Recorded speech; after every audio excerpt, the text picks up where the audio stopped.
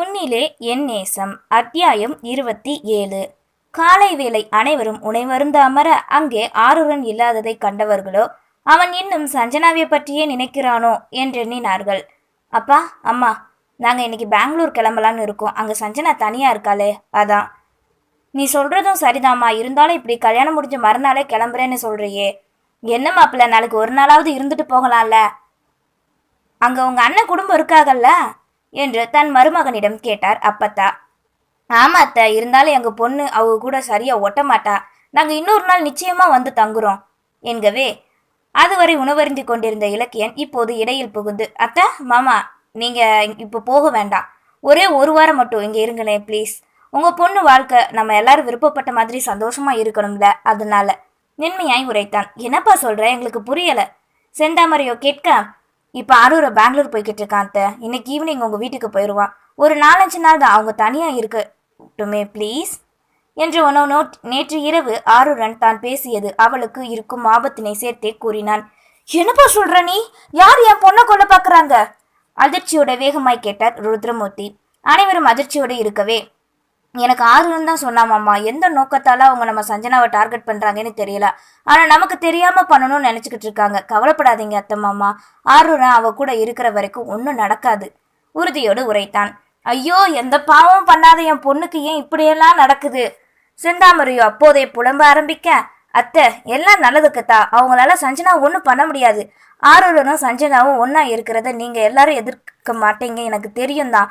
ஆனா சஞ்சனா பண்ணின மாதிரியே உங்க யார்கிட்டையும் சொல்லாமலே அவன் கிளம்பி போயிட்டான். அவனுக்கு அவனோட சஞ்சனா என்னைக்கும் நிரந்தரமா வேணும். தனிமா அவங்களுக்குள்ள புரிதலை ஏற்படுத்தும். காதல்னா என்னன்னு உணர்ந்துப்பாங்க ரெண்டு பேருமே. நீ சொல்றதும் சரிதான்ப்பா, சஞ்சனா மேலையும் ஆருண மேலையும் எங்களுக்கு முழு நம்பிக்கை இருக்கு.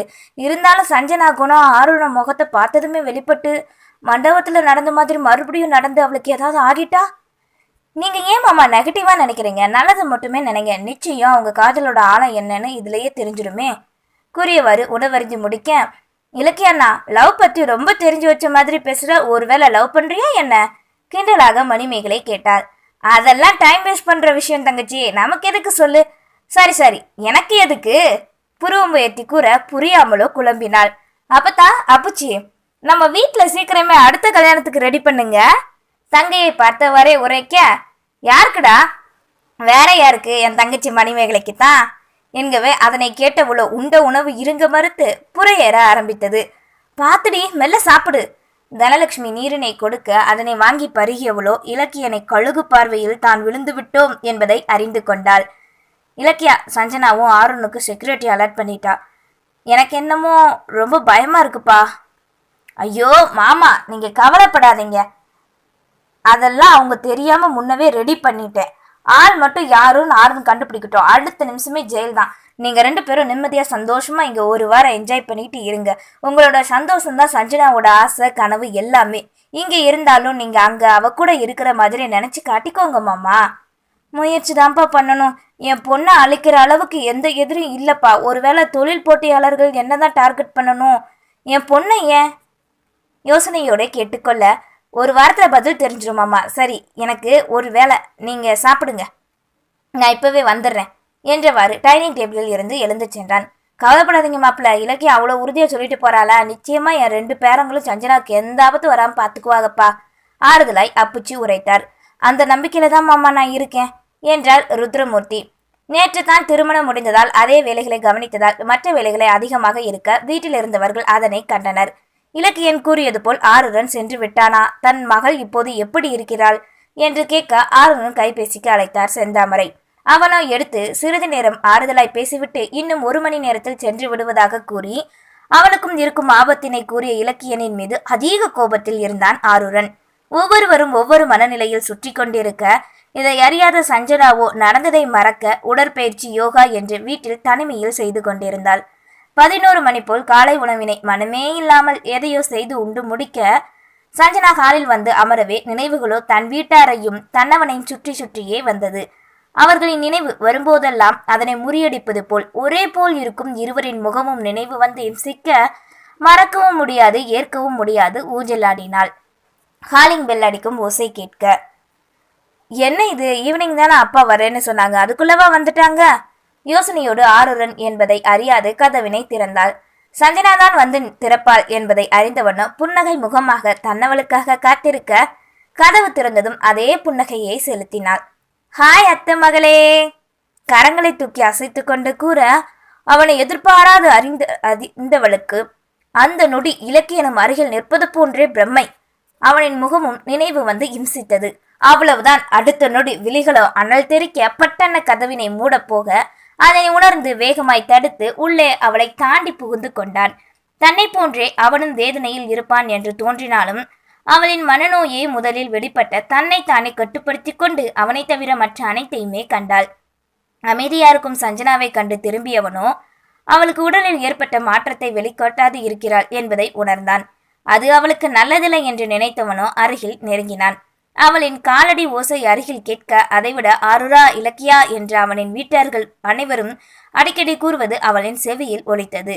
ஹே சஞ்சனா என்றவனோ அவளை தொடவர அவளையும் அறியாது கோபத்தின் உச்சத்தில் இருந்தவளோ தன் கரத்தினை அடிக்க ஊங்க அதனை அறிந்து இறுக பற்றினான்.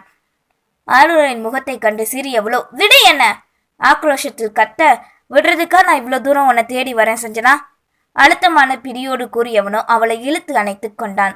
அவனிடம் இருந்து விலக திமிரியவளின் போராட்டமோ நீடிக்க ஒரு நொடிக்கு மேல் அவளால் முடியாமல் போய் ஓய்ந்து கோபம் அழுகையாக மாறியது.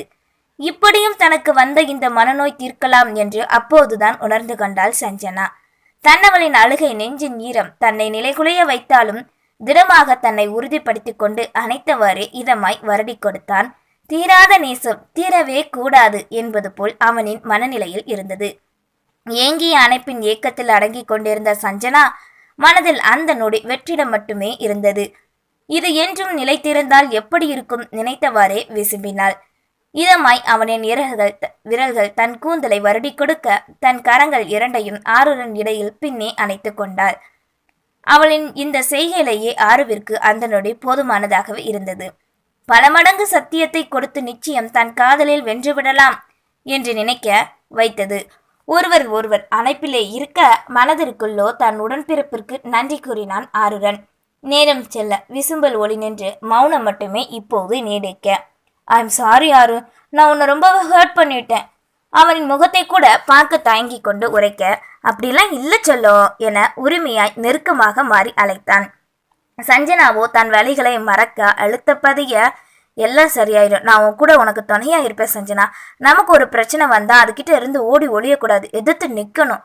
தன்னிடமிருந்து விலக்கி மதியின் முகம் கண்டு காண வைத்து கூறினான். நான் உனக்கு தகுதியானவ இல்ல ஆரு, என்னால மற்ற பொண்ணுங்க மாதிரி நடந்துக்க முடியாது. என்னையே அறியாம நான் ஹர்ட் பண்றதுக்கான வாய்ப்பு இருக்கு உன்னை. அந்த வாய்ப்பே உனக்கு அமையாத மாதிரி நான் பாத்துக்கிறேன். மற்ற பொண்ணுங்களை மாதிரி என்னோட சஞ்சனா இருக்கக்கூடாது. அவளுக்கு என்ன தோணுதோ எப்படி இருக்கணும்னு நினைக்காலோ அதே மாதிரி தான் இருக்கணும். ஆனா இப்படி மட்டும் பண்ணக்கூடாது. இந்த 2 நாள் முழுக்க உன்னோட நினப்பு தாண்டி என்க பிரிவின் தாக்கம் அவனின் விழிகளிலோ நன்றாக தெரிந்தது. அந்த நொடி அவளின் மனது ஆர்வை மட்டுமே நினைத்தது. மற்ற அனைத்தையும், ஏன் தன்னை பெற்றவர்களை குடும்பத்தார் அனைவரையும் மறந்தது. தன்னவள் மனம் நினைப்பதை அவளின் விழிகள் கண்டே அறிந்து கொண்டான் ஆருடன். சரி, ரொம்ப பசிக்குது சஞ்சனா, ஏதாவது சாப்பிட கொண்டு வா. ஆமா, வீட்டுல ஒரு வேலைக்காரங்க கூடவா இல்ல? கேட்டவாறே அங்கிருந்த சோஃபாவில் அமர அதன் பின்னே அவன் வந்த விதத்தினை கண்டாள்.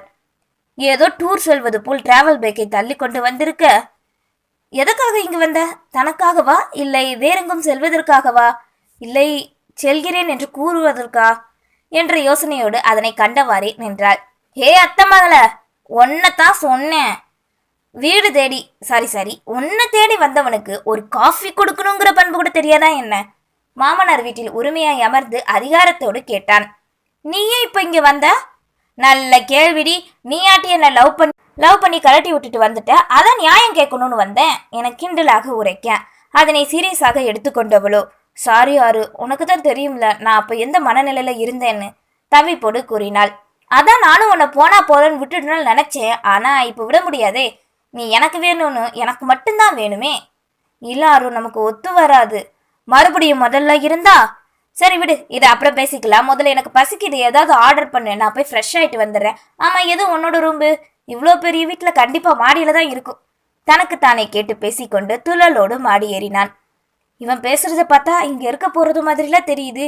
இவன் இங்க எனக்காக வந்ததா அங்க ஊர்ல எல்லாருக்கும் தெரியுமா? ஆமா, அம்மாவும் அப்பாவும் வரேன்னு சொன்னாங்களே, வர்றாங்களா இல்லையா இப்போ? யோசனையோடு நினைத்து கொண்டு நின்றாள். சீக்கிரம் ஆர்டர் பண்ண அத்தை மகளே என்ற சத்தம் மட்டும் கேட்க தன் கைபேசியை எடுத்தாள்.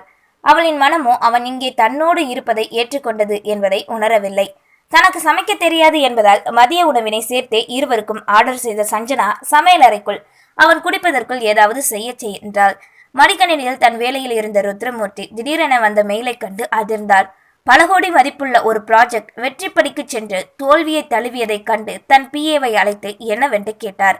அவரோ உங்கள் அண்ணனின் மகன்தான் முழு காரணம் என்று என்ன என்பதை உரைக்க அதனை கேட்டவரோ கோபத்தோடு அடுத்த அழைப்பினை மகன் தர்ஷனுக்கு அழைத்தார். ஹலோ தர்ஷன். சொல்லுங்க சித்தப்பா, என்ன பண்ணிக்கிட்டு இருக்க? நீ உன்னை நம்பிதானே என்னோட தொழிலை விட்டுட்டு வந்தேன். நீ என்னடானா எல்லாமே தலகீழ மாத்தி வச்சிருக்க.